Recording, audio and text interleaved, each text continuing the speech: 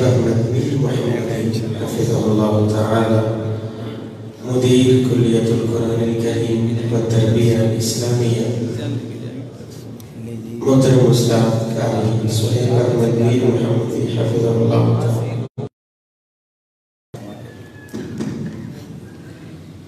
بسم الله الرحمن الرحيم.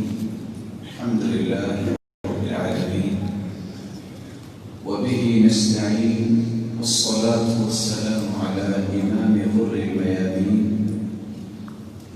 وعلى آله وصحبه أجمعين، أما بعد. أعوذ بالله من الشيطان الرجيم. يقلب الله الليل والنهار إن في ذلك لعبرة لأولي الأبصار. وقال الحق سبحانه وتعالى إن في خلق السماوات والأرض واختلاف الليل والنهار لآيات لأولي الألباب. اللہ عز و جلال ہم سب کے خالق و مالک اور رازق ہیں. وہی پوری کائنات کے مدبر ہیں، قادر مطلق ہیں. اللہ تعالیٰ نے جس طرح انسانوں میں اور انسانوں کے رنگ، نسل، اوصاف، عادات میں اختلاف رکھا ہے کہ سب لوگ ایک جیسے نہیں، اور اس میں بھی اللہ تعالیٰ کی ایک نشانی ہے. اسی طرح اللہ عز و جلال نے موسم کے تغیر میں بھی جن کو اللہ نے عقل دی ہوتی ہے، فہم دی ہوتی ہے، بصیرت دی ہوتی ہے، دانش کے مالک ہوتے ہیں، ان کے لیے سبق رکھا ہے، عبرت رکھی ہے. کس طرح گرمی کا موسم، پھر سردی کا موسم، پھر بہار اور خزاں کا موسم، ان چار موسموں سے انسان گزرتا ہے اور شاید یہ سمجھتا ہے کہ زندگی کا ایک طریقہ ہے. رب تعالیٰ نے ان موسموں کے تغیر میں بھی بہت بڑے سبق رکھے. درس تو آپ نے سن لیا، اور میری چاہت تو تھی کہ میرے بہت ہی محترم بھائی اس درس کو لمبا کرتے اور ان کی ہی گفتگو ہم سنتے، لیکن کچھ وقت ابھی باقی ہے. ہم رسول اللہ صلی اللہ علیہ وسلم کی رہنمائی جو سردی کے موسم میں آپ نے مسلمانوں تک پہنچائی کہ کون کون سے تغیرات اس موسم میں آتے ہیں اور ایک مسلمان کو کن کن پریشانیوں کا سامنا ہوتا ہے اور اس کا حل شریعت نے کیا پیش کیا ہے. سب سے پہلے تو یہ بات سمجھنا ضروری ہے کہ سردی اور گرمی آتی کیوں ہے. ہر چیز کا کوئی سبب ہوتا ہے. آپ صلی اللہ علیہ وآلہ وسلم نے فرمایا، اور اس صحیح بخاری کی روایت ہے، اشتکت النار الی ربها، جہنم نے اپنے رب سے شکایت کی. فقالت، اور وہ کہنے لگی، ربی اکل بعضی بعضا، اے میرے رب، میرا بعض حصہ بعض کو کھائے جا رہا ہے. فأذن لها بنفسين، تو اللہ عز و جلال نے جہنم کی اس شکایت پر اسے اجازت دے دی کہ وہ 2 سانس لے لیا کرے. بعض ایسی چیزیں ہیں جہاں انسان کی عقل پرواز نہیں کرتی، وہاں صرف ایمان لانا یہی مومن کی ذمہ داری ہے کس طرح سورج غروب ہونے کے بعد صحیح مسلم کی روایت کے مطابق اللہ کے عرش کے نیچے سجدہ ریز ہوتا ہے. کہاں پہلا آسمان، دوسرا اور تیسرا اور چوتھا، 7 آسمانوں کے اوپر. اور اللہ عز و جلال فرماتے ہیں جاؤ دوبارہ سے طلوع ہو جاؤ. رب المشرق والمغرب، یہ مشرق و مغرب کا سلسلہ اللہ نے بنایا ہے. مشرق سے طلوع ہوتا ہے مشرق کی جہت سے، اور مغرب میں غروب ہو جاتا ہے. رب المشرقین و رب المغربین، 2 مشرقوں کا رب اور 2 مغربوں کا رب. سردی کا مشرق اور گرمی کا مشرق اور، سردی کا مغرب اور گرمی کا مغرب اور. رب المشارق والمغارب، بہت سارے مشرقوں کا اللہ رب ہے اور بہت سارے مغربوں کا اللہ رب ہے. مفسرین کی رائے کے مطابق ہر روز سورج نئے مشرق سے طلوع ہوتا ہے اور نئے مغرب میں غروب ہوتا ہے. یہ قیامت کا دن ہوگا کہ اللہ عز و جلال کا حکم ہوگا سورج کو کہ آج تمہیں وہاں سے طلوع ہونا ہے جہاں غروب ہوئی. جس طرح یہ ساری چیزیں جو احادیث میں آئی ہیں، میرا اور آپ کا ایمان ہونا چاہیے یہ اس زبان اطہر سے نکلی ہیں باتیں جس جیسی سچی زبان اللہ نے دنیا میں کسی کو عطائی ہی نہیں. بلکہ پوری کائنات کی صداقت جہاں ختم ہوتی ہے وہاں سے محمد مصطفیٰ کی صداقت کا آغاز ہوتا ہے. رسول اکرم صلی اللہ علیہ وآلہ وسلم نے فرمایا کہ جہنم کی شکایت پر اللہ نے اسے اجازت دی کہ 2 سانس لے لیا کرو، نفس فی الشتاء و نفس فی الصیف. ایک سانس تم سردی میں لے لیا کرو اور ایک سانس تم گرمی میں لے لیا کرو. فأشد ما تجدون من الحر واشد ما تجدون من الزمهریر، یہ جو سخت سردی آپ محسوس کرتے ہیں، یہ سخت گرمی آپ محسوس کرتے ہیں، یہ جہنم کے سانس کی وجہ سے ہے.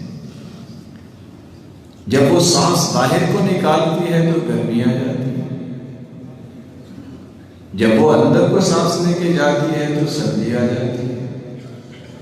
اور آپ صلی اللہ علیہ وسلم نے اس لیے فرمایا تھا سخت گرمی کے موسم میں ابردوا بالظہر، ظہر کو ٹھنڈا کر کے پڑھا کرو. فإن شدة الحر من فیح جہنم، کہ گرمی کی سختی یہ جہنم کے جوش کی وجہ سے. آپ صلی اللہ علیہ وآلہ وسلم نے جو رہنمائی دی ہے گرمی اور سردی کے موسم کے متعلق، اسی کے تناظر میں سردی کا موسم اس وقت گرمی کو ختم کر کے دوبارہ ہم اس کا استقبال کرنے کے لیے تیار ہیں. جس طرح گرمی کا موسم اللہ تعالیٰ نے بنایا ہے، سردی کا موسم بھی اللہ تعالیٰ نے بنایا ہے. یہاں یہ رک کے یہ بات سمجھنی چاہیے کہ اللہ نے جو نظام بنایا ہے زندگی کے اندر اس پہ اعتراض نہیں ہونا چاہیے. کیونکہ کسی بھی موسم پہ یا کسی بھی اس طرح کے اللہ جلال کے بنائے ہوئے نظام پہ جو اعتراض کریں گے یہ سراسر اللہ پہ اعتراض ہے. کیونکہ اللہ جلال فرماتے ہیں وَأَنَا الدَّهْرُ أُقَلِّبُ اللَّيْلَ وَالنَّهَارَ، میں زمانہ ہوں، میں ہی دن رات کو چینج کرتا ہوں. کچھ لوگ کہتے ہیں زمانے کا برا ہو، کچھ لوگ کہتے ہیں زمانہ ظالم آ گیا، یہ اللہ کو گالی ہے، اور اللہ کے رسول صلی اللہ علیہ وسلم نے فرمایا تھا، حدیث قدسی ہے، اللہ عز و جلال فرماتے ہیں کہ آدم کا بیٹا مجھے گالی دیتا ہے، اس کے لائق نہیں کہ مجھے گالی دے۔ آدم کا بیٹا مجھے تکلیف دیتا ہے، اس کے لائق نہیں کہ مجھے تکلیف دے۔ اما شتمہ ایائی، کیسے آدم کا بیٹا مجھے گالی دیتا ہے جب وہ یہ کہتا ہے ان لی ولد، کہ میری اولاد ہے، تو گویا کہ اس نے مجھے گالی دی ہے۔ وَأَنَا اللَّهُ الْأَحَدُ الصَّمَدُ لم ألد ولم أولد، میں یکتا ہوں، میں ہی بے نیاز ہوں، نہ میں کسی کی اولاد ہوں نہ میری کوئی اولاد ہے۔ اور اس سردی کے موسم کی ابتدا میں ہی مسلمانوں پہ ایک آزمائش بھی آتی ہے، یہ 25 دسمبر کا دن آئے گا، سخت سردی ہوگی، وہ لوگ جن کو عیسائی کہتے ہیں، نان بلیورز ہیں، مسلمان نہیں ہیں، وہ اللہ عز و جلال کو گالیاں بھی دیں گے اس اعتبار سے، اور سیدنا عیسیٰ علیہ السلام کے بارے میں نازیبا الفاظ بھی بولتے ہیں، لکھتے بھی ہیں۔ کس انداز سے؟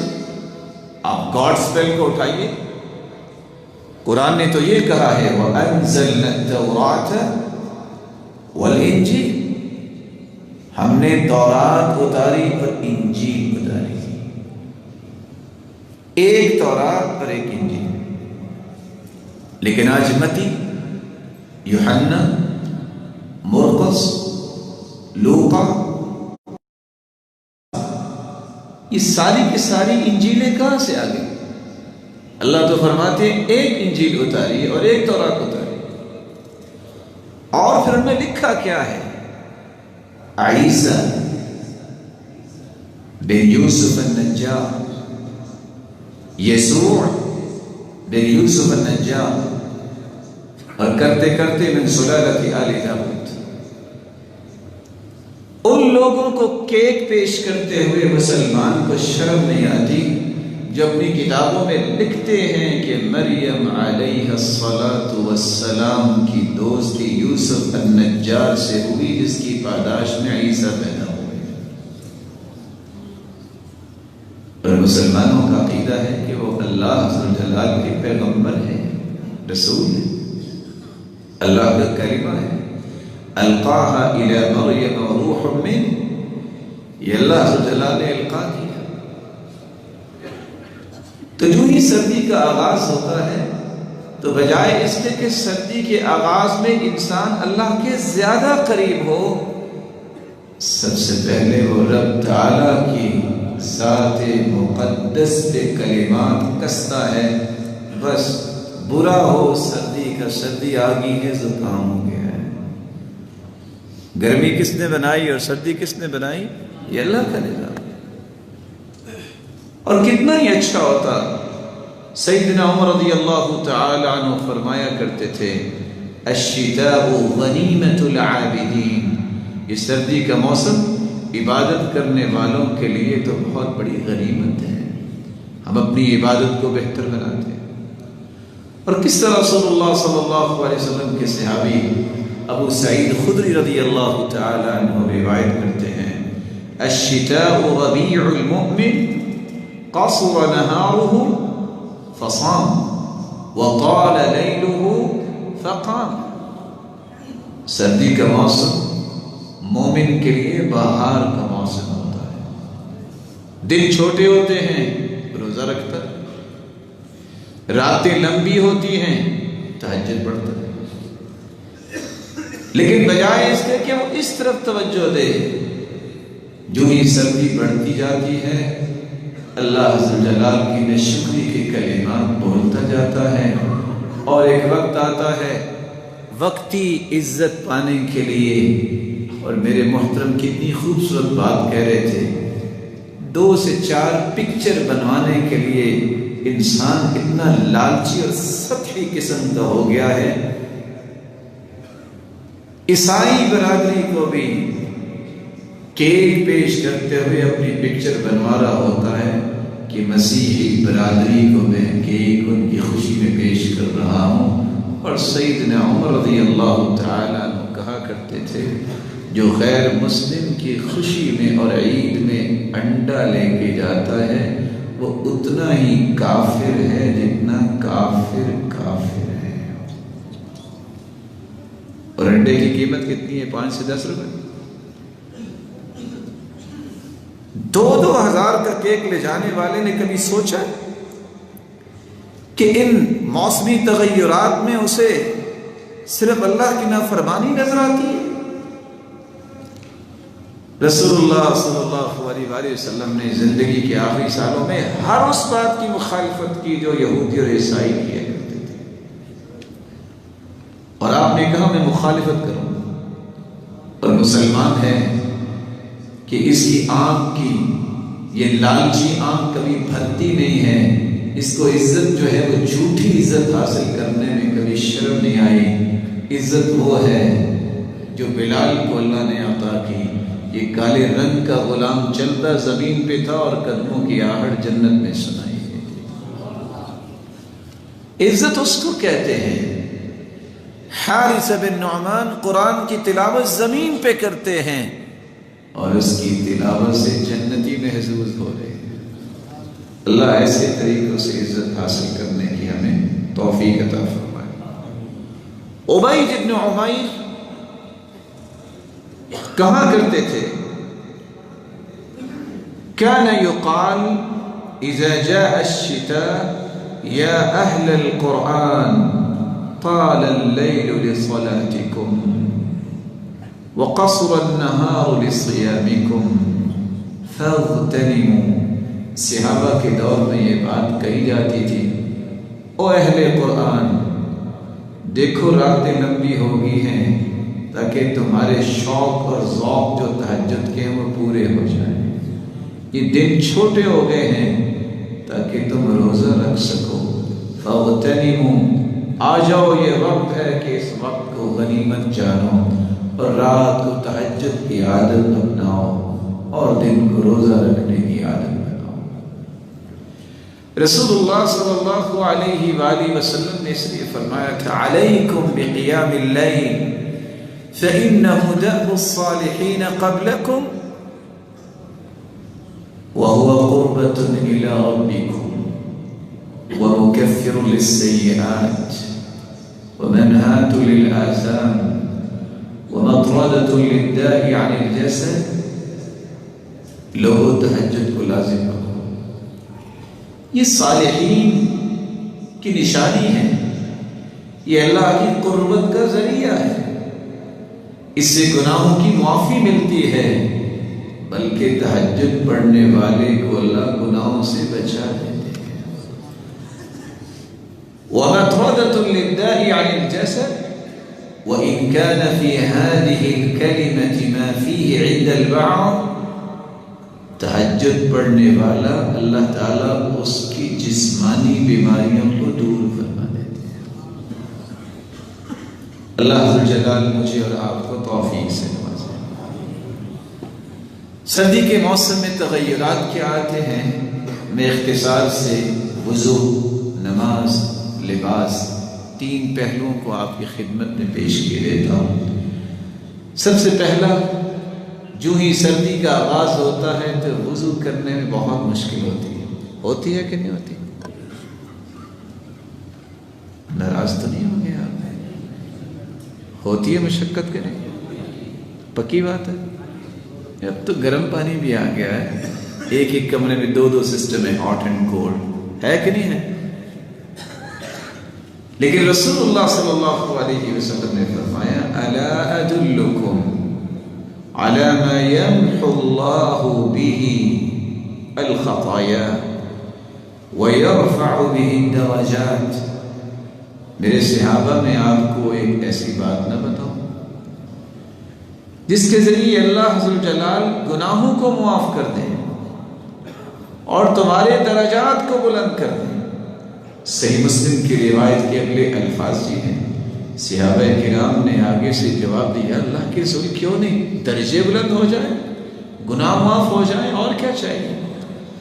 قال إسباغ الوضوء في المكاره وكثرة الخطى إلى المساجد وانتظار الصلاة بعد الصلاة فذلكم الرباط۔ درجوں کی بلندی چاہتے ہو، گناہوں کی معافی چاہتے ہو تو سخت سردی میں مشقت تو ہوگی، یہ کام ناگوار تو گزرے گا، لیکن باوجود اس کے کہ سردی میں ٹھٹھرتے تم نظر آ رہے ہو، لیکن وضو مکمل کرنا، وضو کو مکمل کرو گے، گناہ بھی معاف ہوں گے اور درجے بھی بلند ہوں گے۔ کثرت الخطا الی المساجد، سوچو کہ کیا کروں، گھر میں نماز پڑھوں کہ مسجد جاؤں، دھند بھی ہے، سردی بھی ہے، کیا کروں؟ جتنے قدم اٹھاؤ گے تحط احداهما الاخرى وترفع والاخرى ترفع درجہ، ایک قدم اٹھے گا گناہ معاف ہوں گے، دوسرا اٹھے گا درجے بلند ہوں گے، جتنے بھی کثرت سے قدم اٹھاؤ گے اتنے زیادہ درجے بلند ہو جائیں گے۔ رسول اللہ صلی اللہ علیہ وآلہ وسلم نے یہاں ایک تنبیہ فرمائی ہے۔ صحابی بیان کرتے ہیں، سفر میں ایک مرتبہ ہم پیچھے رہ گئے، تھوڑی دیر کے بعد آپ صلی اللہ علیہ وآلہ وسلم بھی تشریف لے آئے، عصر کا وقت تھا، ہم نے جلدی جلدی وضو کیا، پاؤں کا کچھ حصہ خشک رہ گیا، تو آپ صلی اللہ علیہ وآلہ وسلم نے جب یہ دیکھا کہ پاؤں مکمل نہیں دھویا گیا تو آپ نے بلند آواز سے یہ تنبیہ فرمائی، وَيْلٌ لِلْأَعْقَابِ مِنَ النَّارِ، جن کی ایڑیاں خشک ہیں یا مکمل نہیں دھوئی گئی ان کے لیے جہنم ہے۔ تو ہمیں سب سے پہلا کام یہ کرنا ہے، اپنے وضو کو مکمل کرنا ہے، اور شریعت کی آسانی کو یاد رکھیے کہ کس طرح آپ مکمل کریں۔ اگر آپ کے لیے اتنی مشقت ہو گئی ہے، اور میرا نہیں خیال کہ اس علاقے میں کوئی برف باری ہوتی ہے، آپ پوچھیے ان سے جن علاقوں میں برف باری ہوتی ہے۔ رسول اکرم صلی اللہ علیہ وآلہ وسلم کے بارے میں امام بخاری رحمۃ اللہ علیہ نے صحیح بخاری میں باب باندھا ہے کہ آپ وضو کے اعضاء ایک ایک مرتبہ بھی دھو سکتے ہیں، دو مرتبہ بھی دھو سکتے ہیں، اور تین مرتبہ بھی دھو سکتے ہیں، اور بعض اعضاء کو 2 مرتبہ اور بعض اعضاء کو 3 مرتبہ اللہ کے رسول نے دھویا ہے۔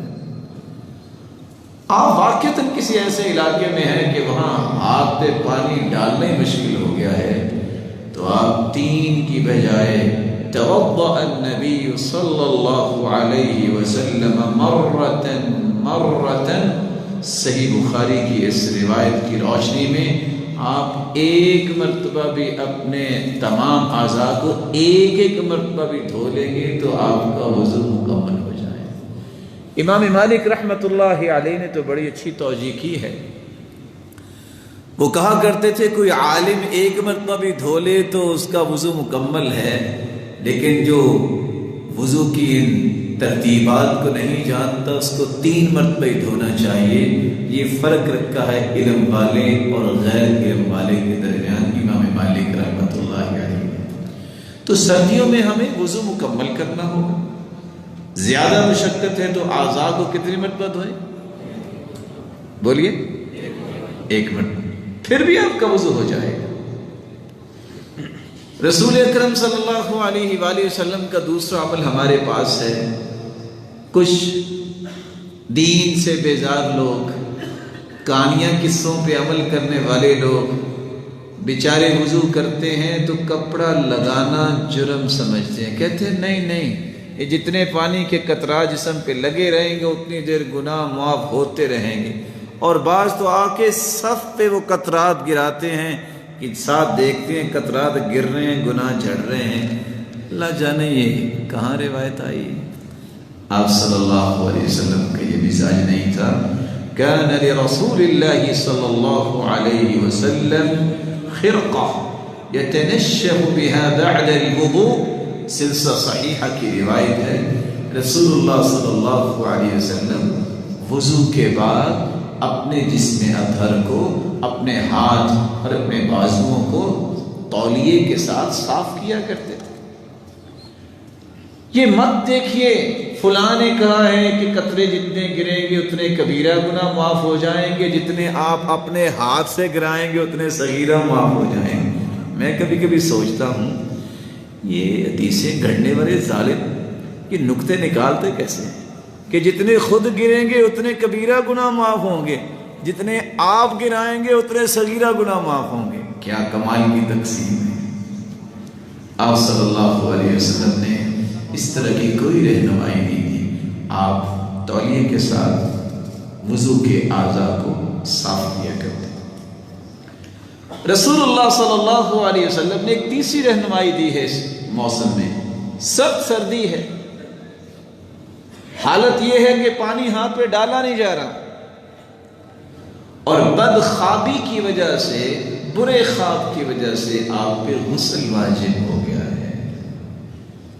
اب آپ کو کیا کرنا ہے؟ اگر آپ غسل کرتے ہیں تو ہو سکتا ہے کہ اگلے 2-4 گھنٹے کے بعد جنازے کا اعلان ہو جائے، اور اگر آپ غسل نہیں کرتے تو نماز رہ جائے گی۔ کیا کریں؟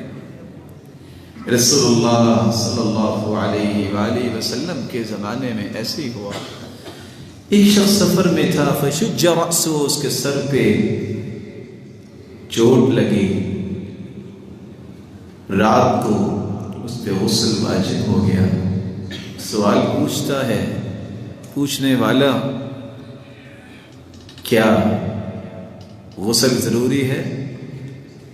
جواب دینے والوں نے سوچا ہی نہیں اور کہہ دیا کہ غسل واجب ہے، اس کے بغیر تو کام نہیں چلے گا۔ فاغتسل فمات، اس نے غسل کیا اور وہ فوت ہو گیا۔ فلما اخبر بذلك رسول اللہ صلی اللہ علیہ وسلم، جب رسول اللہ صلی اللہ علیہ وسلم کو خبر ملی تو آپ نے ناراضگی کا اظہار کیا، فرمایا قتلوہ قتلہم اللہ، اللہ ان کو قتل کرے جنہوں نے اس کو قتل کر دیا۔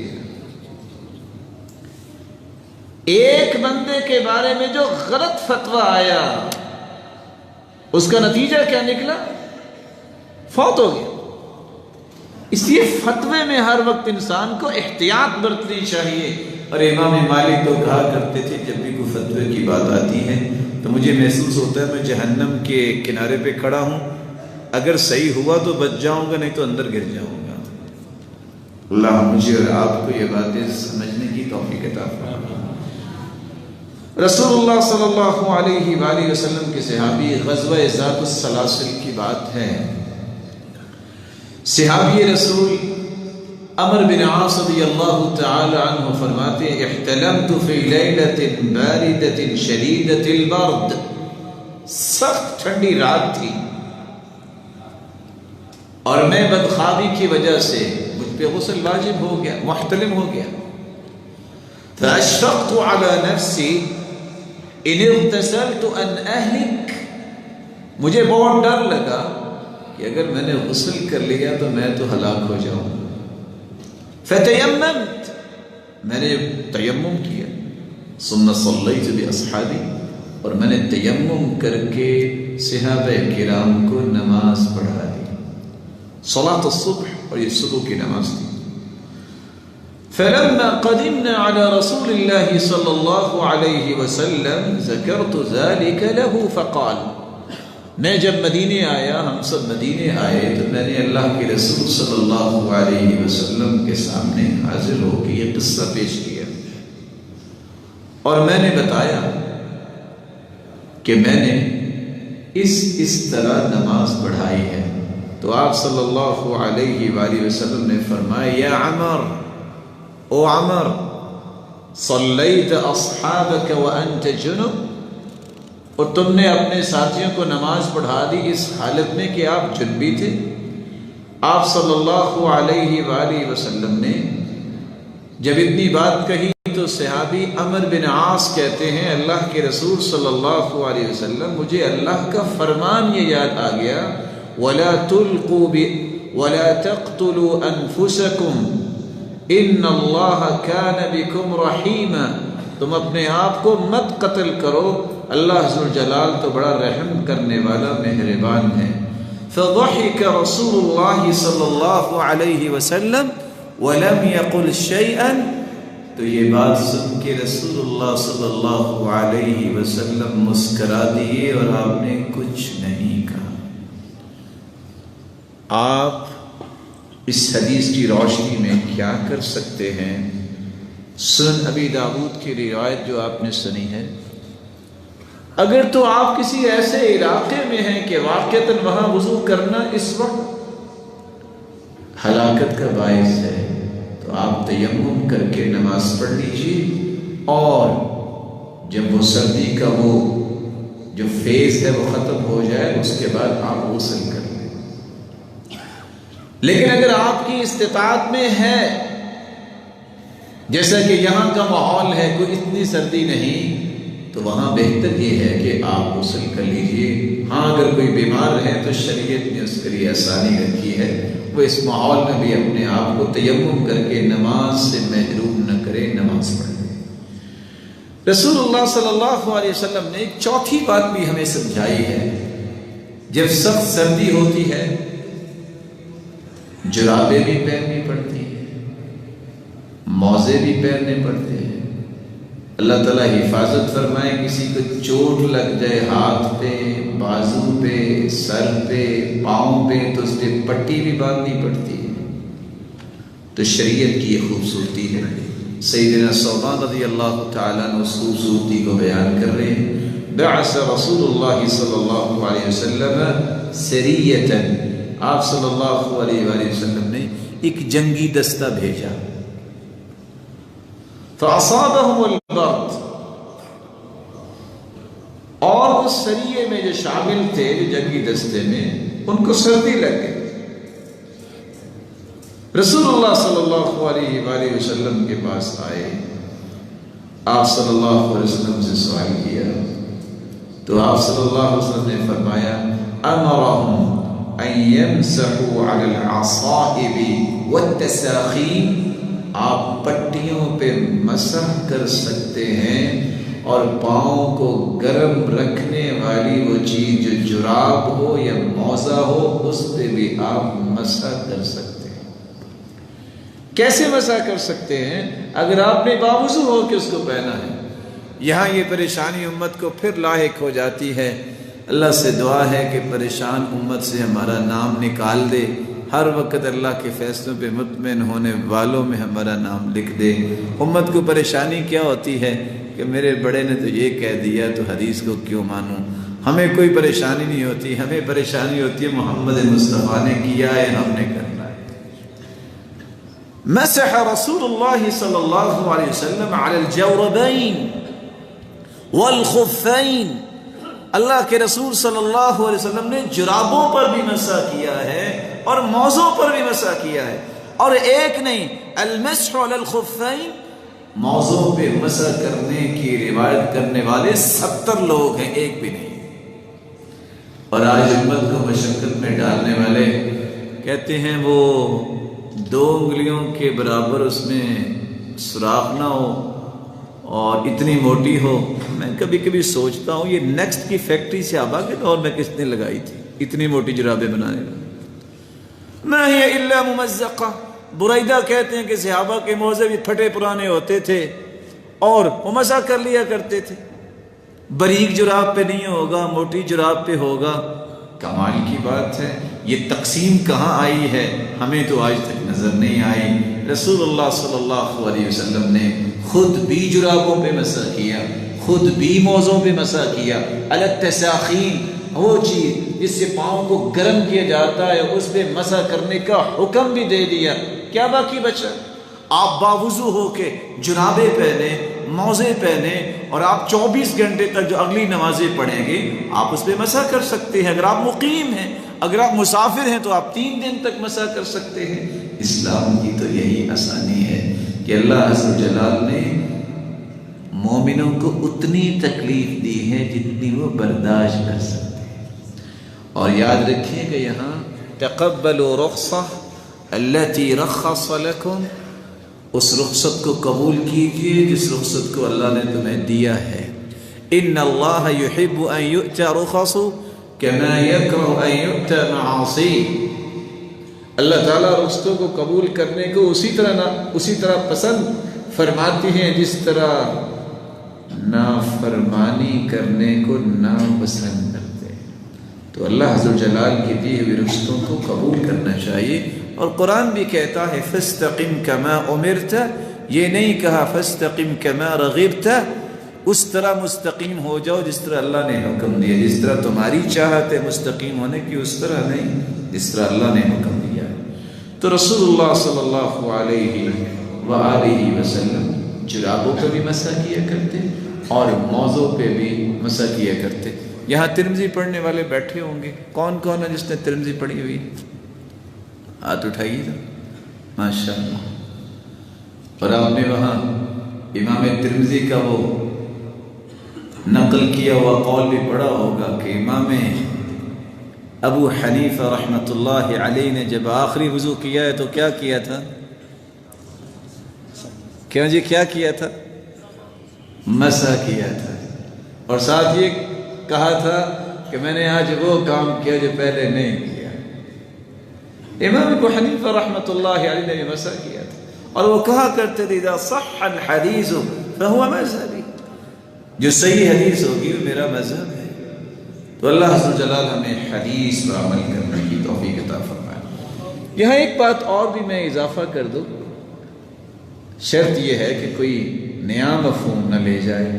آپ نے دیکھا نا جب سردی ہوتی ہے تو ہم جوتی کیسے پہنتے ہیں؟ بولے چپل پہنتی ہے بند؟ ہاں بند جوتی پہنتے. ویسے تو حدیث میں آتے نا اکثر النعال، جوتیاں زیادہ بھی لے سکتے ہیں آپ، کیونکہ جو جوتی پہنتا ہے وہ ایسے لگتا ہے جیسے سواری پہ سوار ہے. تو آپ ایک کی بجائے 2-4 بھی لے سکتے ہیں. اور خصوصاً یہ ان لوگوں کے لیے پیغام ہے جو شادی شدہ ہے، جو جوتی پہ جھگڑا ہوتا ہے اور طلاق ہو جاتی ہے دوسری جوتی نہیں لے کے دیتا، اس کے لیے گزارش ہے کہ کوئی بات نہیں، وہ اہلیہ کو 2-3 جوڑے لے دے، کچھ نہیں ہو جائے. تو آپ صلی اللہ علیہ وآلہ وسلم نے مسلمانوں کو یہ بات بھی سکھائی ان رسول اللہ صلی اللہ علیہ وسلم توضأ. سیدنا ابو موسیٰ اشعری رضی اللہ تعالیٰ عنہ فرماتے ہیں اللہ کے رسول صلی اللہ علیہ وسلم نے وضو کیا وَمَسَحَ عَلَى الْجَوْرَبَيْنِ وَالنَّعْلَيْنِ. آپ نے جرابوں پر بھی مسح کیا اور آپ نے اپنی جوتی پر بھی مسح کیا. یہ کون سی جوتی ہوگی؟ بولے وہ جوتی جو صاف ہوگی، وہ جوتی جو کم از کم موزے کی شکل میں ہوگی، بند ہوگی.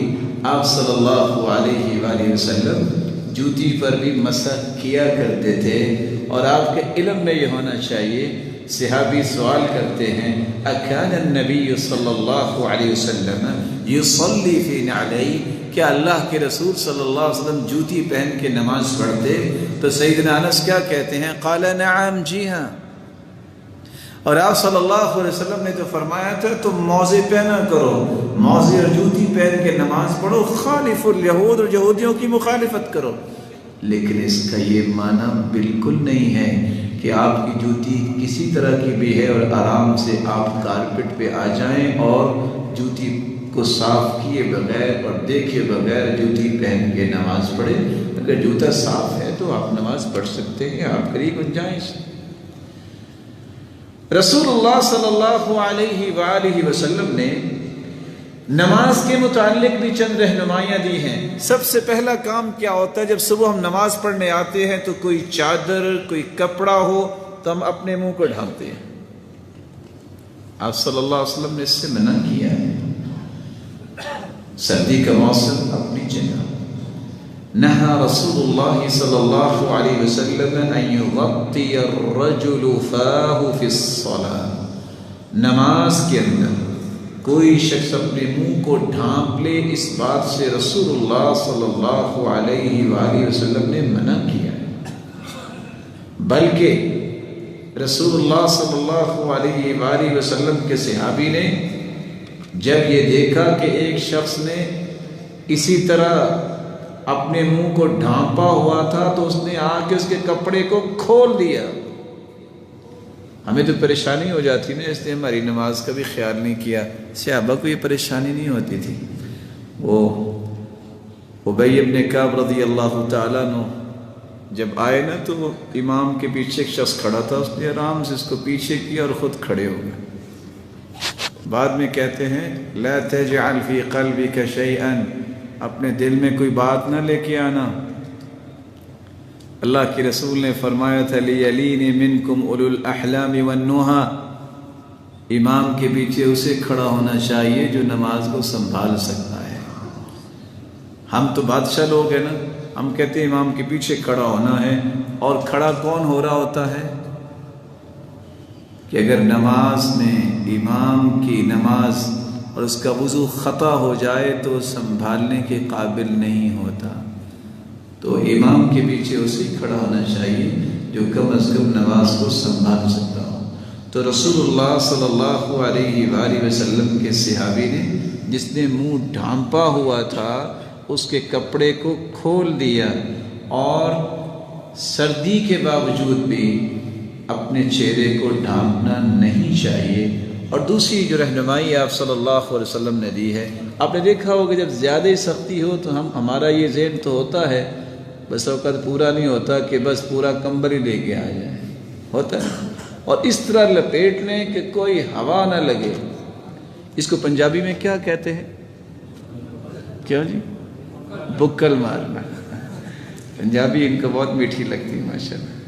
تو رسول اللہ صلی اللہ علیہ وآلہ وسلم نے اس بات سے بھی منع کیا ہے کہ آپ نماز پڑھ رہے ہوں تو اس انداز کی بکر شریف مت ماریں کہ آپ کے ہاتھ ہی نہ نکل سکے۔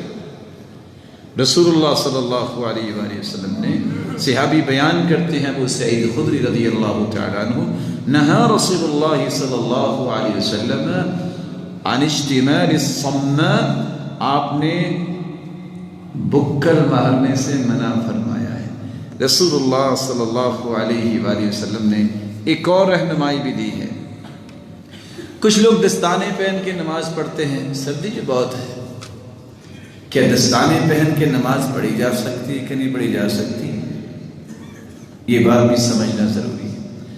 آپ صلی اللہ علیہ وآلہ وسلم کے بارے میں سیدنا عبداللہ بن عباس روایت کرتے ہیں، امر النبی صلی اللہ علیہ وسلم ان یسجد علی 7 اعضاء، اللہ کے رسول صلی اللہ علیہ وسلم کو حکم دیا گیا کہ وہ 7 چیزوں پہ، 7 اعضاء پہ سجدہ کریں، اور دوسری روایت میں آتا ہے علی 7 اعظم، 7 ہڈیوں پہ سجدہ کیا جائے۔ ولا یکف شعرا، جس طرح 7 ہڈیوں پہ سجدہ کرنا ہے، 2 ہاتھ، 2 پاؤں، 2 گھٹنے، اور انسان کا جو چہرہ ہے جس میں ناک بھی آتی ہے اور اس کے ساتھ انسان کی پیشانی بھی آتی ہے۔ اور بعض دفعہ آپ نے دیکھا ہوگا کہ سخت سردی کی وجہ سے اگر صف نہیں ہے، فرش پہ پڑنا پڑے تو وہ ہاتھوں پہ بوجھ ڈال کے سجدہ کرتے ہیں، اپنی پیشانی زمین پہ نہیں لگاتے، ان کا سجدہ نہیں ہوتا۔ بلکہ اگر پڑھ رہے ہیں نماز اور ہاتھ میں قرآن مجید ہے اور سجدہ آپ کرتے ہیں سجدہ تلاوت، اور یہ ہاتھ اٹھا کے رکھتے ہیں سجدہ کرتے ہیں، سجدہ نہیں ہوتا۔ سجدے کے لیے 7 اعضاء اور 7 ہڈیوں کا زمین پہ لگنا ضروری ہے۔ تو رسول اللہ صلی اللہ علیہ وسلم نے ساتھ فرمایا وَلَا يَكُفَّ شَعْرًا وَلَا ثَوْبًا، جو نماز پڑھ رہا ہے اس کو چاہیے کہ اپنے بالوں کو نہ سمیٹے اور نہ اپنے کپڑوں کو سمیٹے۔ رسول اللہ صلی اللہ علیہ وسلم کے اس فرمان کی روشنی میں بعض علماء نے کہا ہے کیونکہ 2 ہاتھ، 2 پاؤں، 2 گھٹنے اور چہرہ زمین پہ لگنا، جب دستانے پہنے گا تو پھر ہاتھ تو نہ لگے، دستانے لگے، اس لیے انہوں نے کہہ دیا کہ دستانے پہن کے نماز نہیں پڑھنی چاہیے۔ لیکن دوسرے علماء کہتے ہیں کہ اعضاء تو ساتھ ہی ہیں، اگر ہاتھوں پہ دستانے پہننے سے ہاتھ نہیں رہے تو گھٹنوں پہ بھی تو آخر شلوار آ ہی جاتی ہے نا، وہ بھی کون سے گھٹنے ڈائریکٹ لگ رہے ہیں۔ اور آپ صلی اللہ علیہ وسلم کے صحابہ گرمی سے بچتے ہوئے اپنا رومال سامنے رکھ لیتے تھے، اور ابھی میں بیان کروں گا ٹوپیوں پہ سجدہ کر لیتے تھے، پگڑی پہ سجدہ کر لیتے تھے، تو دستانے پہن کے نماز پڑھنے میں کیا حرج ہے؟ تو دستانے پہن کے نماز پڑھی جا سکتی ہے۔ رسول اللہ صلی اللہ علیہ وسلم کی سردی کے موسم میں اگلی رہنمائی، نہا رسول اللہ صلی اللہ علیہ وسلم عن السدل فی الصلاۃ، نماز کے اندر سدل، اس سے آپ صلی اللہ علیہ وسلم نے منع فرمایا ہے۔ کسی نے چادر لی ہوئی ہے، رومال لیا ہوا ہے، تو اس کو اس طرح لٹکانا کہ وہ ٹخنوں سے بھی نیچے ہو، تو ایسی کیفیت میں نماز نہیں پڑھنی چاہیے۔ آپ اپنے چادر کو سنبھالیں، اپنے رومال کو، اپنے کپڑے کو سنبھالیں۔ اگرچہ ترمذی کی شرح میں اس کی مختلف کیفیات لکھی ہیں، اور ترمذی پڑھنے والوں نے اپنے مشائخ سے وہ 7 کیفیات سنی ہوں گی۔ آپ صلی اللہ علیہ وآلہ وسلم نے سدل سے منع فرمایا ہے۔ سردیوں کے اندر جو 5ویں کیفیت نماز میں ہے، آپ پگڑی اور ٹوپی پہ بھی سجدہ کر سکتے ہیں۔ صحابی کہتے ہیں انس رضی اللہ تعالی عنہ، كنا نصلي مع النبي صلى الله عليه وسلم فيضع أحدنا طرف الثوب من شدة الحر في مكان السجود، ہم اللہ کے رسول صلی اللہ علیہ وسلم کے ساتھ نماز پڑھتے، گرمی کی شدت کی وجہ سے ہم میں سے بعض لوگ یہ کیا کرتے کہ سجدے کی جو جگہ ہوتی اس پہ کپڑا رکھ لیتے اور پھر سجدہ کرتے۔ جس طرح گرمی کی شدت اور حدت سے بچنا کپڑے کے ذریعے جائز ہے، تو اس طرح سردی کی شدت اس سے بھی بچنا جائز ہے۔ عبداللہ ابن عباس رضی اللہ تعالیٰ عنہ روایت کرتے ہیں ان النبی صلی اللہ علیہ وسلم صلی فی ثوب واحد یتقی بفضولہ حر الارض وبردها، آپ صلی اللہ علیہ وآلہ وسلم نے ایک کپڑے میں نماز پڑھی، اور اس کے فالتو حصے کو بچھا کر آپ گرمی اور سردی کی شدت سے تحفظ کیا کرتے تھے۔ تو آپ اگر کسی ایسی جگہ نماز پڑھ رہے ہیں اور شاید کہ آپ کو احساس ہو جائے کچھ لوگ جو سرحدوں کی حفاظت کر رہے ہوتے ہیں، کتنے آج بھی لوگ ہیں جن کو برف کے اوپر نماز پڑھنی پڑتی ہے، اللہ عز و جلال ان کی حفاظت فرمائے۔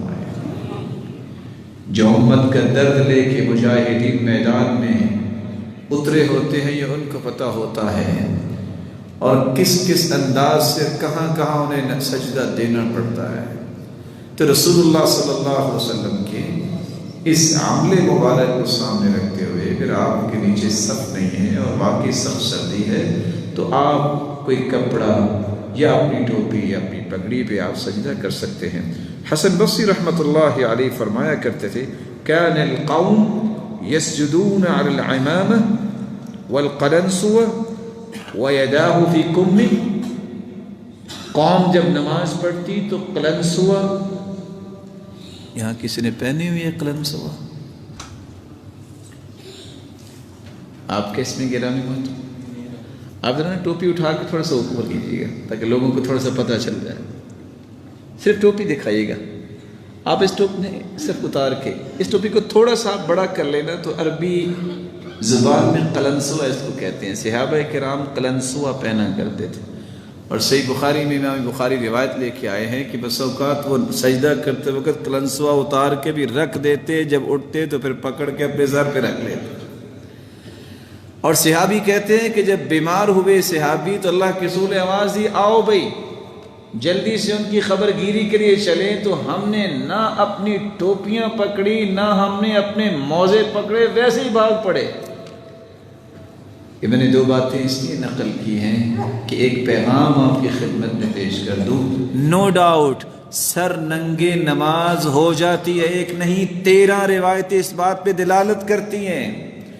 امام بخاری بار بار روایت لائے ہیں اور آپ صلی اللہ علیہ وسلم نے ایک ہی کپڑے میں نماز پڑھی ہے.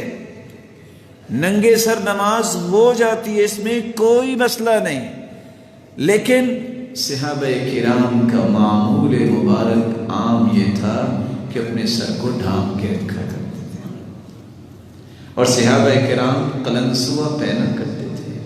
ان اللہ احق من تزوی، اللہ زیادہ حق رکھتے ہیں کہ اس کے لیے زینت اختیار کی جائے. لیکن آپ نے ٹوپی یا قلنسوہ لینی ہے تو آپ جس طرح لباس اچھا پہنتے ہیں آپ اچھی ٹوپی خرید لیں، وہ عادت مت بنائیں. اگر پاکستان کی سرزمین پہ آپ نے دیکھنا ہے کہ سب سے زیادہ وائرس جہاں آیا ہوا ہے وہ دو جگہ ہوتی ہیں، ناراض نہ ہوئیے گا. ایک ان ٹوپیوں میں جو دروازے کے باہر رکھی ہوتی ہیں، جن کو پکڑ کے جو ہے وہ نمازی نماز پڑھتا ہے، نہ جانے اس کی حالت کیا ہے. اگر تو آپ یہ ٹوپی پہن کے اپنی بارات اور اپنے نکاح پہ جا سکتے ہیں تو ہم بھی آپ کو اجازت دیتے ہیں. اگر آپ نے سر کو ڈھانپنا، اچھی ٹوپی لے لیں، اپنے سر پہ رومال رکھ لیں، کوئی کپڑا رکھ لیں. آپ صلی اللہ علیہ وسلم نے پگڑی بھی پہنی ہے. اور دوسرا سب سے زیادہ جو ہے وہ وائرس جو ہے وہ ہوتا ہے. آپ کبھی گئے کسی ہوٹل میں کھانا کھانے کے لیے تو وہ جو دیتے ہیں نا کہ آپ کیا کھائیں گے، بیچارہ 6 سال کا بوڑھا ہوتا ہے وہ ورقہ، کتنے لوگوں کے ہاتھ لگ چکے ہیں اور ہم اس کو پڑھ بھی رہے ہوتے ہیں اور اسی طرح کھانا بھی کھانا شروع کر دیتے ہیں. اپنی صحت کا خیال کیا کریں، اپنی صحت کا خیال کیا کریں. ان لنفسک علیک حقا، آپ کے جسم کا بھی حق ہے اپنے آپ کو حفاظت میں لے جانا، یہ ایک عقل مند انسان کی ذمہ داری ہے. تو آپ صلی اللہ علیہ وآلہ وسلم کے صحابہ کا یہ معمول تھا، ہمیں بھی اپنے سر کو ڈھانپنے کا معمول بنانا چاہیے. بارش اور سردی، سردیوں میں بارش بھی ہوتی ہے. کتنی خوبصورت بات ہے اسلام کی کہ جب سردی ہو، بارش ہو تو اعلان ہو جاتا الا صلوا فی الرحال، لوگوں اپنے گھروں میں نماز پڑھو. بارش آ جاتی آپ نمازوں کو جمع کر لیتے. آسانی ہے اسلام. جمع رسول اللہ صلی اللہ علیہ وسلم من غیر سفر ولا مطر ولا مرض، نہ بیماری تھی، نہ سفر تھا، نہ بارش تھی، آپ نے پھر بھی جمع کی نماز. اس سے پتہ چلا بارش ہوگی پھر بھی جمع کر سکتے، بیماری ہوگی تب بھی جمع کر سکتے. اور اگر تیسرا سفر میں بھی جمع ہوگی، بارش میں بھی جمع ہوگی، اور تیسرا بیماری میں بھی جمع ہوگی. اور آپ صلی اللہ علیہ وسلم نے بیانی جواز کے لیے کوئی بھی عذر نہیں تھا، آپ نے جمع کیے. تو سردیوں میں آپ دیکھتے ہیں کہ اگر اس حالت میں سردی پہنچ گئی ہے تو کچھ چیز نظر نہیں آتی، تو آپ کے لیے گنجائش ہے کہ آپ حدیث کے جو آخری الفاظ میں آپ کی خدمت میں پیش کرنا چاہتا ہوں، فی اللیلۃ الباردہ او المطیرۃ فی السفر، ٹھنڈی رات یا بارش والی رات، وہاں نماز کو جمع کیا جا سکتا ہے. اور یہ صحیح بخاری کی روایت ہے. رسول اللہ صلی اللہ علیہ وآلہ وسلم نے ایک اور رہنمائی دی ہے، اور یہ فتویٰ میں آپ سے پوچھ کے پھر ذکر کرتا ہوں. کہ جی بستر پہ نماز پڑھ سکتے ہیں؟ بولے ماشاء اللہ، کہتے ہیں پڑھ سکتے ہیں. پڑھ سکتے ہیں بستر پہ نماز؟ نہیں، جو بیمار نہ ہو وہ پڑھ سکتے ہیں. رسول اللہ صلی اللہ علیہ وآلہ وسلم کے صحابی بیان کر رہے ہیں، اگر بستر صاف ستھرا ہو، جس کو فراش کہتے ہیں، جو بچھایا ہوتا ہے، صلی انس علی فراشی، صحیح بخاری میں امام بخاری روایت لے کے آئے ہیں، انس رضی اللہ تعالی عنہ نے اپنے بچھونے یا بستر پر نماز پڑھی. جب آپ بیمار ہیں آپ پڑھ سکتے ہیں، جس طرح آپ کھڑے ہو کے نماز پڑھ سکتے ہیں بیٹھ کے بھی پڑھ سکتے ہیں، جس طرح آپ بیٹھ کے پڑھ سکتے ہیں، ہمت نہیں ہے تو آپ لیٹ کے بھی پڑھ سکتے ہیں، آپ لیٹے لیٹے نہیں پڑھ سکتے، کروٹ کے بل ہو کے پڑھ سکتے ہیں، کچھ بھی ہمت نہیں ہے فَأَوْمِ ایمان آپ اشارہ کر کے پڑھ لیں، اجر و ثواب آپ کو پورا ہی نصیب ہوگا۔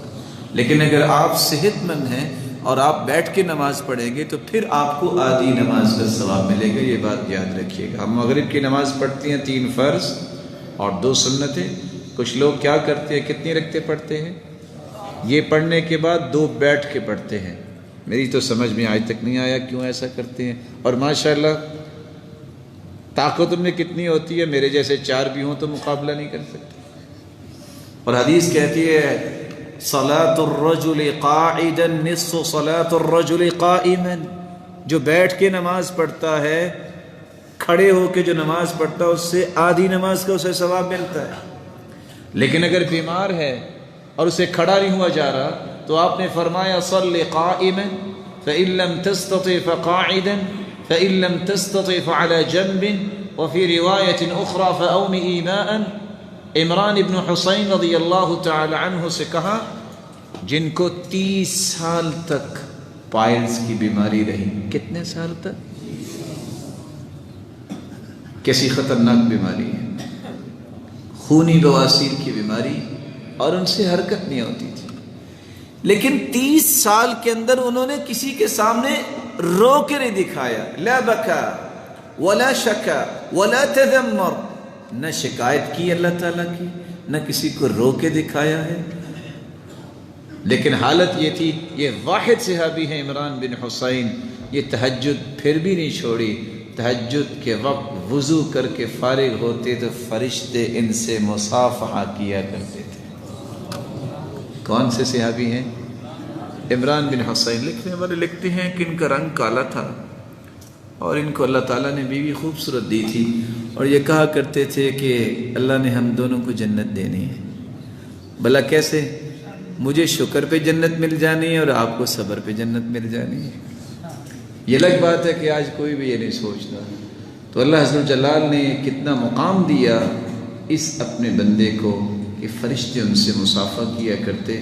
اور صحیح بخاری کی روایت یاد رکھیے گا، رسول اللہ صلی اللہ علیہ وآلہ وسلم نے فرمایا تھا کہ جب بندہ بیمار ہو جاتا ہے تو اللہ فرماتے ہیں یا ملائکتی انا قیدت عبدی بقید من قیودی، میرے فرشتوں میں نے اپنے بندے کو بیماری کی کڑیاں لگا دی ہیں، میں نے اپنے بندے کو کڑیاں لگا دی ہیں بیماری کی۔ یہ سفر میں نکلا ہے تو سفر میں بھی یہ اتنا خشوع اختیار نہیں کر سکتا، نہ بیماری میں اتنا خشوع خضوع ہو سکتا ہے، لیکن اجر کون سا لکھیے گا؟ ما كان يعمل مقيما صحيحا، میرے فرشتوں بیماری اور سفر میں جو یہ نماز پڑھے گا، اجر وہ لکھنا جو اس نے صحت کی حالت میں خوبصورت نماز پڑھی۔ لیکن اس کے لیے شرط تو ہے نا کہ خوبصورت پڑھی ہو، صحت کی حالت میں پڑھی ہوگی تو اجر وہ لکھا جائے گا۔ اللہ ہم سب کو توفیق سے نوازے۔ رسول اللہ صلی اللہ علیہ وآلہ وسلم کی ایک اور رہنمائی، آپ دیکھتے ہیں کہ جب سردی آتی ہے تو ہمیں ہیٹر استعمال کرنا پڑتا ہے، کرتے ہیں کہ نہیں کرتے آپ؟ تو کیا آگ کے سامنے ہیٹر پڑا ہو تو نماز پڑھنا جائز ہے؟ ہاں جی جائز ہے؟ آگ کو سجدہ؟ آپ تو اچھے بڑے مفتی بن گئے، کیوں جی ہیٹر سامنے ہے تو نماز پڑھنا جائز ہے؟ کس کو سجدہ ہوگا؟ آگ کو سجدہ ہوگا نا۔ رسول اللہ صلی اللہ علیہ وآلہ وسلم نے کیا رہنمائی دی ہے اس کو سنیے۔ سیدنا حسن بصری رحمۃ اللہ علیہ کہا کرتے تھے انہ کرہ الصلاۃ الی التنور وقال بیت نار، تنور کی آگ جب نکل رہی ہے اور قبلہ رخ ہے وہ تنور، تو اس کی طرف نماز پڑھنے کو وہ پسند نہیں کیا کرتے تھے اور کہا کرتے تھے یہ آتش کدہ ہے۔ تو آگ کی طرف اس طرح نماز پڑھنا ان کے نزدیک درست نہیں تھا، لیکن رسول اللہ صلی اللہ علیہ وآلہ وسلم کا عمل ہمیں بتاتا ہے اگر آپ کے سامنے ہیٹر بھی ہے تو آپ نماز پڑھ سکتے ہیں۔ حدیث کے الفاظ ہیں صحیح بخاری کے، اریت النار فلم ار منظرا کالیوم قط افظع، میں نماز پڑھ رہا تھا مجھے جہنم کی آگ دکھائی گئی۔ اور صحابی تو کہتے ہیں کہ آپ صلی اللہ علیہ وسلم نماز پڑھتے پڑھتے آپ نے پھونکیں ماری، تو صحابہ نے پوچھا اللہ کے رسول آپ پھونکیں کیوں مار رہے تھے؟ تو آپ صلی اللہ علیہ وسلم نے فرمایا اس خوف سے کہ کہیں آگ کی شعلے جو ہیں وہ آپ تک نہ پہنچ جائیں۔ تو آپ صلی اللہ علیہ وآلہ وسلم کے صحابی ایک دوسری روایت میں بیان کرتے ہیں، یا رسول اللہ رأیناک تناولت شیئا فی مقامک ثم رأیناک تکعکعت، اللہ کے رسول آپ نماز پڑھ رہے تھے تو ہم نے دیکھا کہ آپ تھوڑا سا آگے کچھ چیز لینے کے لیے بڑھے ہیں، اور پھر ہم نے دیکھا کہ آپ پیچھے ہٹے ہیں۔ کہا جب میں آگے بڑھا تھا تو مجھے وہ خوشے نظر آئے تھے انگوروں کے، اگر میں لے آتا تو ساری زندگی وہ ختم نہ ہوتے، جب میں پیچھے ہٹا تھا تو مجھے آگ دکھائی گئی تھی۔ تو آپ صلی اللہ علیہ وسلم نے نماز جاری رکھی، تو سامنے اگر ہیٹر ہے یا اس طرح کی کوئی انگیٹھی رکھی ہوئی ہے تو آپ نماز پڑھ سکتے ہیں۔ اور تیسری روایت کے الفاظ جو امام بخاری صحیح بخاری میں لے کے آئے ہیں، عُرِضَتْ عَلَيَّ النَّارُ وَأَنَا أُصَلِّي، مجھ پہ آگ پیش کی گئی اور میں نماز پڑھ رہا تھا۔ تیسرا اور آخری نقطہ میں آپ کی خدمت میں پیش کرنے جا رہا ہوں، جب سردی کا موسم آتا ہے تو ہم لباس بھی کون سا پہنتے ہیں؟ بولیے، گرم لباس۔ اور گرم لباس خریدنے کے لیے ہم اسپیشل 2 سے 4 سے 6 لوگ مل کے جاتے ہیں، عورتیں بھی اور مرد بھی، بس یہ آج جانا ہے، اور وہاں سے خریدتے کون سا ہے؟ یہ برانڈ کہاں کا ہے؟ اچھا یہ جی جاپان کا ہے۔ یہ کہاں سے ہے؟ ہالینڈ کی جیکٹ ہے۔ اور یہ کہاں سے ہے؟ نو ڈاؤٹ آپ خرید سکتے ہیں، لیکن میں آپ کو جو بتانا چاہتا ہوں کہ غیر مسلم کا یہ لباس جو لوگ خریدتے ہیں، بازاروں کا رخ کرتے ہیں اور پھر اسی طرح اس کو استعمال کرتے ہیں، نہیں، اس کو دھو کے استعمال کرنا چاہیے۔ اور دوسری بات، بسا اوقات اب سردیوں میں ایسے لباس بچوں کو بھی پہناتے ہیں جن میں تصویریں بنی ہوتی ہیں، صلیب بنی ہوتی ہے، اور نہ جانے کس طرح کی پکچرز بنی ہوتی ہے کہ دیکھنے والے کو شرم آ رہی ہوتی ہے۔ آپ صلی اللہ علیہ وسلم کا مزاج مبارک یہ تھا، كَانَ إِذَا رَأَى فِي بَيْتِهِ تَصَالِيبَ قَطَعَهَا، آپ کو اگر گھر میں بھی کوئی صلیب کا نشان بنتا نظر آتا تو آپ اس کو توڑ دیتے۔ مت ایسا لباس اپنے بچوں کو پہنائیے جس پہ ڈاگی بنا ہوا ہے، جس پہ بھالو بنا ہوا ہے۔ لیکن آج کہیں کیا کہ آج کہتے ہیں کہ بھالو جب تک وہ ساتھ نہیں سلاتے تو بچے کو تو نیند نہیں آتی، یہ بڑا بن کے کیا بنے گا، کیسی اس کی عادتیں ہوں گی۔ اور آج کل تو اس سے بھی دنیا آگے چلے گی، کہتے ہیں جی کیا کریں، بس وہ گئے تھے تو وہاں ضد کی تو ہم نے یہ 60,000 کا جو ہے یہ ڈاگی کا بچہ خریدا ہے۔ 60,000 کا کس لیے؟ بس جی بچہ ضد کرتا تھا۔ بچے تو ضد کرتے ہی ہوتے ہیں، بچوں کا تو کام ہی یہ ہے، تو آپ بھی بچے ہیں 60 سال کے کیا؟ وہ ایک شخص کہنے لگا نا کہ بچے تو بڑی ضد کرتے ہیں، مانتے نہیں۔ دوسرا کہتا کیوں نہیں مانتے؟ 2 لگائی ہوں تو مانتے، کیوں نہیں مانتے؟ کہتا نہیں مانتے، ان کی ضد پوری نہیں ہو سکتی۔ کہتا اچھا تم بچہ بن کے دکھاؤ مجھے۔ اس نے بیٹھے بیٹھے بچے کا روپ ڈھال لیا اور کہتا ہے کہ مجھے پانی دو، اس نے پانی دیا۔ اس نے کہا اس میں چینی ڈالو، اس نے چینی ڈال دی۔ کہتا اب اس کو نکالو، کون نکالے گا؟ تو بچوں کی خواہشات تو ایسی ہیں جو پوری نہیں کی جا سکتی، ان کی خواہشات کو رخ دیجئے۔ رخ کیسا دیجئے؟ کو نفرت دلائیے۔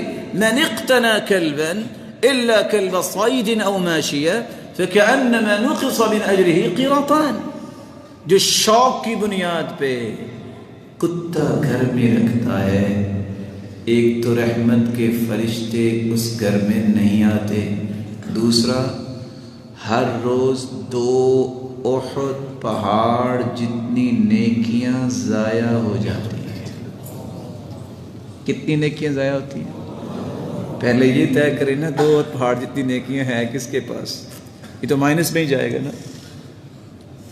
اس لیے اس طرح کی خواہشات بچوں کی مت پوری کیجیے۔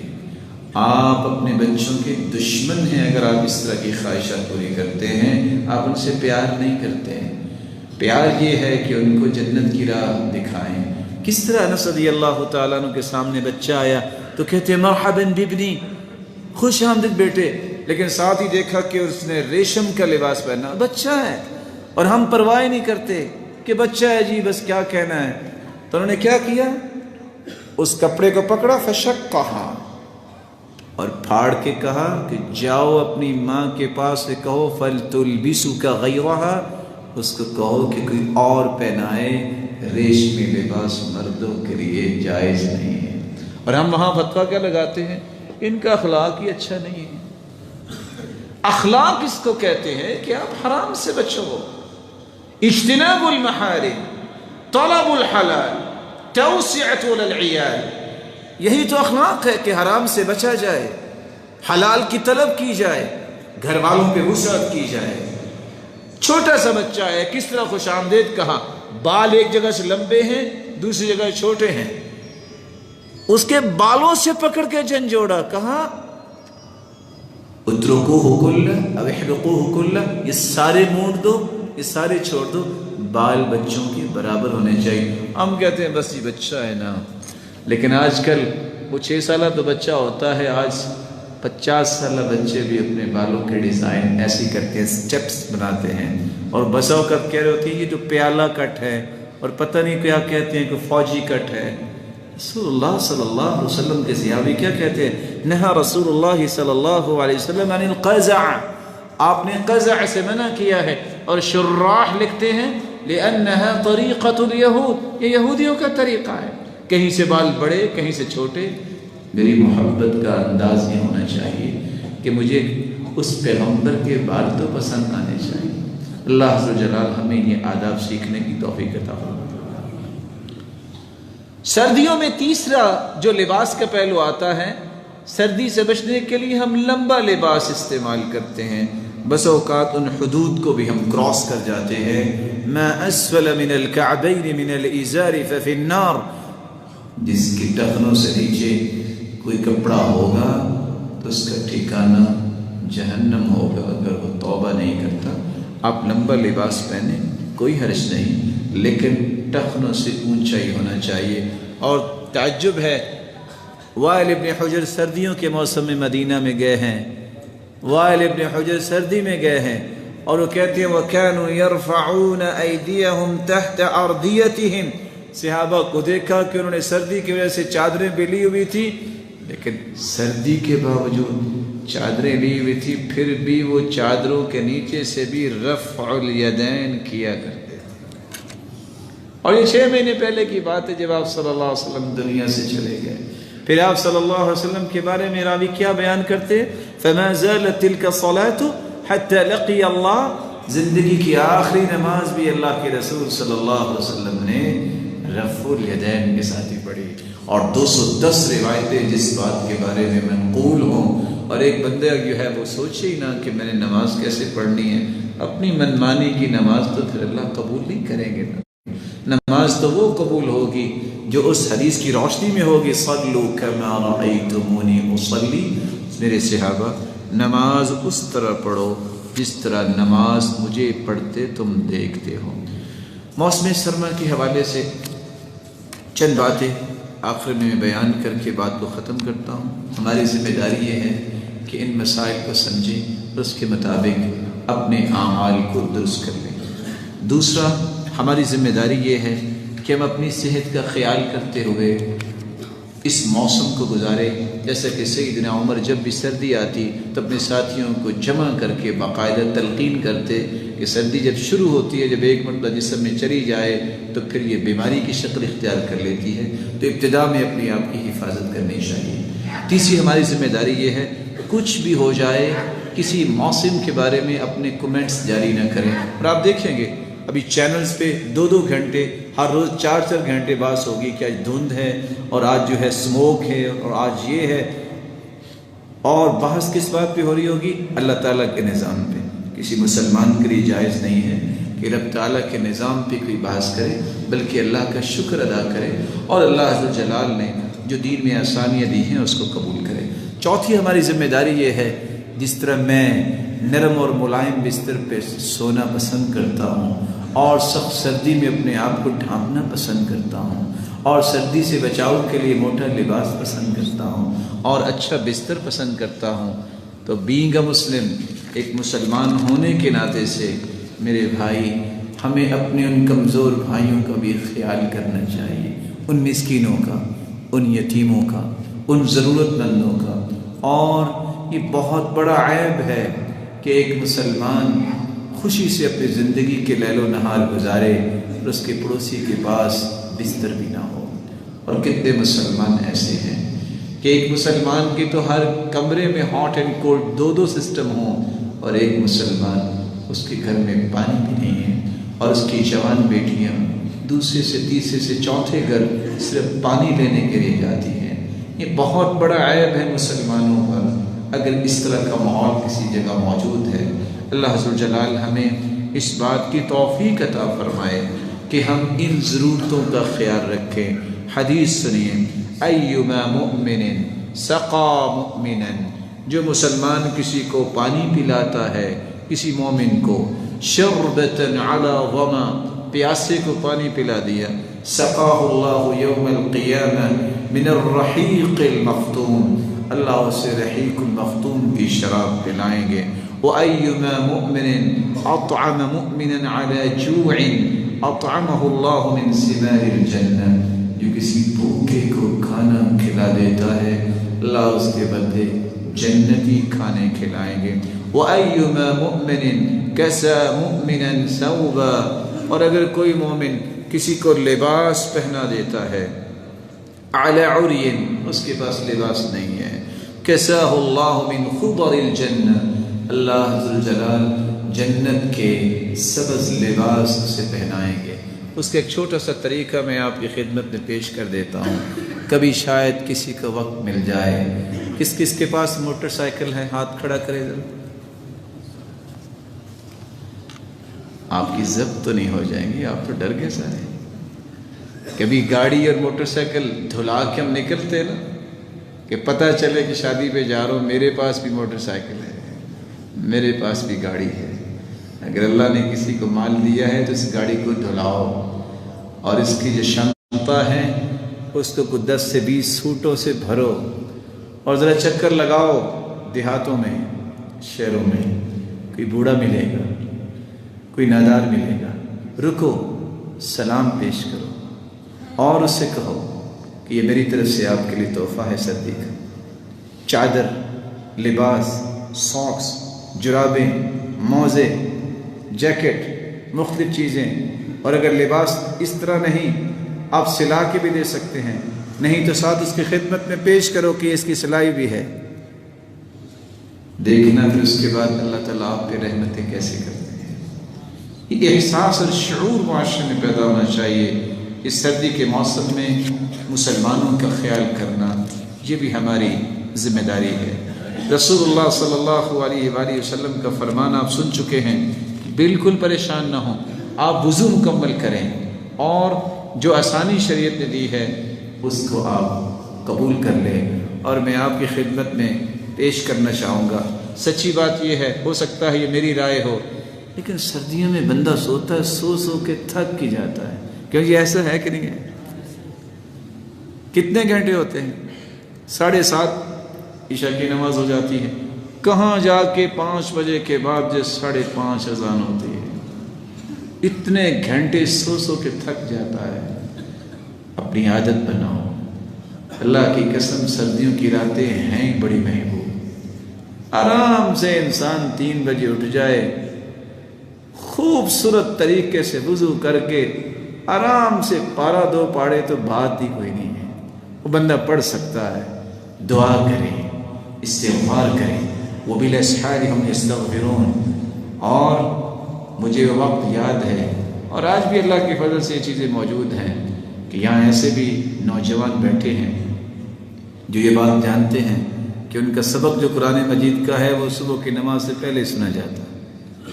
اور یہ وہ سہانا وقت ہے جب اللہ ذوالجلال پہلے آسمان پہ نزول فرماتے جیسے اس کی شان کو لائق ہے۔ اس وقت کی بات منوانا بہت آسان ہے۔ آپ جو سارا دن اپنے آپ کو کھپائیں گے، ذرا ہاتھ اٹھا لیں، اور اللہ ذوالجلال تو خود آوازیں دیتے ہیں، حل من مستغفر، کوئی ہے گناہوں کی معافی طلب کرنے والا، حل من مسترزق، کوئی ہے رزق کا متلاشی۔ عادت بنائیے، تہجد کی عادت بنائیے، اور تہجد میں اللہ تعالیٰ نے آسانیاں کتنی دی ہیں۔ ما زاد رسول اللہ صلی اللہ علیہ وسلم فی رمضان ولا فی غیر رمضان على 11 رکعہ، 11 رکعتیں آپ رمضان اور غیر رمضان میں پڑھتے تھے۔ معمول بنائیے، نہیں آپ 5 پارے پڑھ سکتے، 2 پارے پڑھ سکتے، پارہ نہیں پڑھ سکتے، میرے بھائی آپ کو قل ہو اللہ یاد ہے وہی پڑھ لیا کریں، معمول بنا لیں۔ وَكَانَ يَقُومُ فِي أَوَّلِ اللَّيْلِ وَفِي آخِرِهِ وَفِي وَسَطِهِ، آپ تہجد رات کے شروع حصے میں بھی پڑھتے، آخری حصے میں بھی پڑھتے، اور درمیان میں بھی پڑھتے۔ آپ دیکھتے ہیں کہ میں ٹھیک نہیں ہوں، تھکا ہوا ہوں، سفر سے آیا ہوں، آپ سونے سے پہلے 8 رکعتیں پڑھیں۔ آپ اس نیت کے ساتھ سو گئے ہیں کہ میں نے تہجد پڑھنی ہے۔ من اتى فراشه وهو ينوي ان يقوم يصلي من الليل فغلبت عيناه حتى اصبح كتب له ما نوى، آپ نیت کر کے سو گئے ہیں اور صبح تک بیداری نہیں ہوئی، اللہ نیت کے مطابق ہی تہجد لکھوا دیتے اور نیند کو بھی صدقہ بنوا دیتے۔ آپ نہیں رات کو پڑھ سکے، من نام عن حزبه او شيء من ذلك، رات کو آپ نے طے کیا کہ میں نے 1 پارہ پڑھنا ہے، نہیں بیدار ہو سکے، سورج نکلنے کے بعد آپ 11 کی بجائے 12 رکعتیں زور تک پڑھ لیں، سورج نکلنے کے بعد زور تک آپ کی تہجد ہی کنسیڈر ہوگی۔ 5واں طریقہ، اوتروا یا اہل القرآن، اے اہل قرآن وطر پڑھا کرو۔ علماء نے یہ بھی لکھا ہے کہ اجعلوا آخر صلاتکم باللیل وطرا، رات کی آخری نماز وطر ہونی چاہیے۔ جب وطر پڑھتا ہے قیامت کو اس کو بھی تہجد گزاروں کی صف میں کھڑا کیا جائے گا۔ ومن صلى العشاء في جماعة كان كقيام نصف ليلة ومن صلى العشاء والفجر في جماعة كان كقيام ليلة، جو عشاء کی نماز پڑھ کے سوتا ہے آدھی رات کا قیام سے نصیب ہو جاتا ہے، جو فجر اور عشاء کی دونوں نمازوں کو با جماعت پڑھتا ہے رات کے قیام کا ثواب اللہ اس سے بھی عطا کر دیتا ہے۔ اللہ عز و جلال ہم سب کے نصیبے میں فرمائے۔ رسول اللہ صلی اللہ علیہ وآلہ وسلم کے صحابی عبداللہ ابن مسعود فرمایا کرتے تھے، الغنیمۃ الباردہ، ٹھنڈی غنیمت کون سی؟ الصوم فی الشتاء، سردیوں میں روزہ رکھنا، مرحبا بالشتاء، اور یہ کہا کرتے تھے خوش آمدید سردی، کس لیے؟ تنزل فیہ البرکہ، برکتیں نازل ہوتی ہیں، ویطول فیہ اللیل للقیام، رات کو لمبا قیام کرنے کا موقع ملتا ہے، ویقصر فیہ النہار للصیام، دن چھوٹے ہوتے ہیں اور روزہ رکھنا آسان ہے۔ رسول اللہ صلی اللہ علیہ وسلم نے فرمایا، ما من عبد یصوم یوما فی سبیل اللہ إلا باعد الله بذلك اليوم وجهه عن النار 70 خريفا، جو اللہ کی راہ میں ایک روزہ رکھتا ہے 70 سال سفر کیا جائے تو کتنا سفر طے ہوگا؟ کیوں جی اگر 70 سال 120 کی رفتار سے سفر ہو تو کتنا سفر طے ہوگا؟ کوئی ہے ریاضی میں ماہر بیٹھا؟ یہ سارے میرے طرح کمزور ہی ہیں۔ 70 سال جتنا سفر طے کرو گے، ایک روزہ اللہ کی راہ میں رکھنا، یہ نفلی روزے کی بات ہو رہی ہے، اتنا اللہ جہنم سے اس انسان کو دور کر دیں گے۔ موقع ہے روزے رکھنے کا، اور خصوصاً میں دعوت دوں گا ان اپنے پیارے بھائیوں کو جو نیکی کی خواہش تو رکھتے ہیں لیکن پریشان ہو جاتے ہیں، کہتے ہیں بڑی کوشش کی ہے دل صاف نہیں ہوتا۔ آپ صلی اللہ علیہ وسلم نے فرمایا تھا ایام 20 کے روزے رکھیے، 13، 14 اور 15 چاند کی۔ فائدہ کیا ہوگا؟ یذہبن وحر القلوب، دلوں کے اندر سے حسد اور بغض اور عناد قرید کے یہ 3 روزے نکال دیتے ہیں۔ دل کو صاف کر دیتے ہیں، اور دل کی صفائی جس انسان کو حاصل ہو جائے اس سے بڑا کوئی بھی انسان خوش نصیب نہیں۔ اور اب جانتے ہیں وہ قصہ جو سعد رضی اللہ تعالی عنہ کے متعلق ہیں۔ 30 سال کی عمر میں یہ مسلمان ہوئے، اور 36 سال کی عمر ابھی نہیں ہوئی تھی کہ یہ فوت ہو گئے۔ اسلام کی حالت میں صرف 6 سال کے لگ بھگ گزارے، لیکن جب یہ فوت ہوئے تو ان کی روح کے استقبال میں اللہ کا عرش جھوم اٹھا تھا، اور ان کے جنازے میں 70,000 فرشتے شامل ہوئے تھے، اور ان کو جنت کی بشارت دنیا میں ہی دے دی گئی تھی۔ اور سبب کیا تھا؟ وہ کہا کرتے تھے لا اجد غلا لأحد من المسلمین، میں نے کبھی اپنے دل میں کسی مسلمان کے بارے میں کوئی بھی غل، کوئی حسد اور کینہ نہیں پایا۔ ولیس فی قلبی غمر، میرے دل میں کسی مسلمان کے بارے میں کوئی گرا نہیں ہے۔ ولا احسد على شيء ولا احسد على احد على شيء اعطاه الله اياه، میں نے آج تک کسی کے ساتھ حسد نہیں کیا۔ اللہ ذو الجلال ہم سب کو پیارا دل نصیب فرمائے، اس میں اللہ اور اس کے رسول کی محبت ہو، اور اللہ ذو الجلال ہمیں وہ عمل کرنے کی توفیق عطا فرمائے جس سے اس کی رضا نصیب ہو، جس طرح اللہ کے گھر میں جمع ہے۔ اللہ ذو الجلال ہم سب کو جنت الفردوس میں جمع فرمائے۔ وآخر دعوانا الحمد للہ رب العالمین۔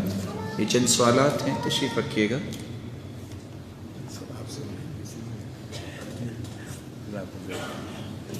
کیا دونوں ہاتھوں سے سلام کرنا جائز ہے؟ رسول اللہ صلی اللہ علیہ وسلم کا فرمان جو شیخ مکرم نے پیش کیا تھا،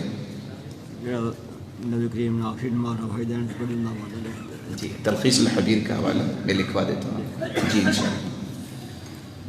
کیا دونوں ہاتھوں سے سلام لینا جائز ہے؟ جو روایت آپ صلی اللہ علیہ وسلم کی شیخ مکرم محترم ڈاکٹر پروفیسر عبدالباسط صاحب نے پیش کی تھی کہ اذا لقی الرجل اخاہ اینحنی لہ، اللہ کے رسول کیا کوئی شخص اپنے بھائی کو ملے تو جھکے؟ قال لا، نہیں۔ قال فیلتزمہ ویقبلہ، کیا چمٹ جائے اور چمکارنے لگ جائے؟ قال لا، نہیں۔ قال فیأخذ بیدہ فیصافحہ، کیا اس کے ایک ہاتھ سے پکڑے اور مصافحہ کرے؟